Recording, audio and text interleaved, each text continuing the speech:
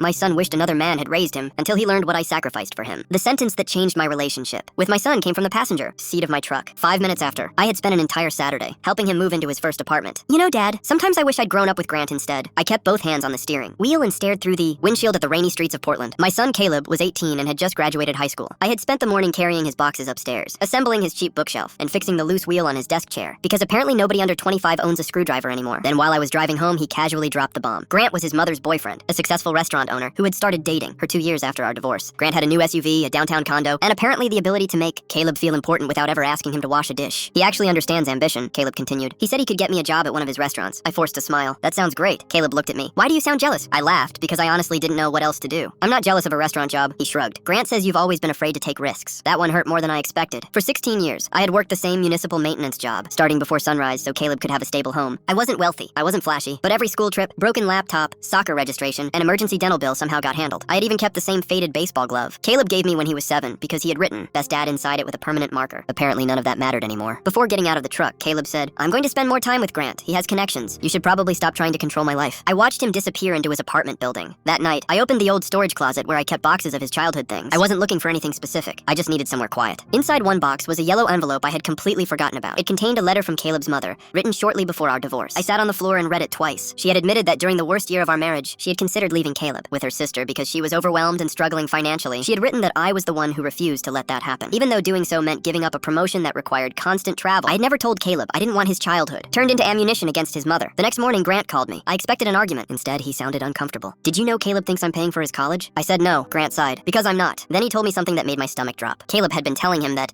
I had a large education fund and was refusing to release it because I wanted to punish him. Grant had believed him. He also told me you owned half that apartment building, Grant added. I actually laughed. I don't even own my truck. There was a long silence. Then Grant said, I think we've both been hearing a very edited version of the truth. We agreed not to confront Caleb together. Instead, I waited. 2 days later, Caleb came to my house furious. Grant said you called him. I nodded. He also said you told him I was hiding money. Caleb's expression changed instantly. I thought you had savings. I do, I said. For emergencies. He crossed his arms. So you admit it. I pulled out the yellow envelope and placed it on the table. Your mother wrote this years ago. I never showed you because I didn't want you carrying adult problems as a kid. Caleb read the first paragraph, then stopped. His face slowly changed. You turned down that promotion because of me? I nodded. He sat down without saying anything. For the first time in years, I saw the little boy who used to crawl into my bed during thunderstorms. Why didn't you ever tell me? He whispered. Because being your father was never supposed to be a debt you owed me. His eyes filled with tears. He apologized, but I didn't pretend one apology erased everything. We spent months rebuilding our relationship, slowly and awkwardly. Caleb eventually took the restaurant job, but on his own terms, and started community college. Grant and I even became friends. Years later, Caleb gave me that old baseball glove back. He had cleaned it, repaired the torn stitching, and written something new inside. You never needed to prove you were my dad. You already were. I still keep that glove on my desk, where I can see it every morning. Would you forgive your son if he said he wished someone else had raised him?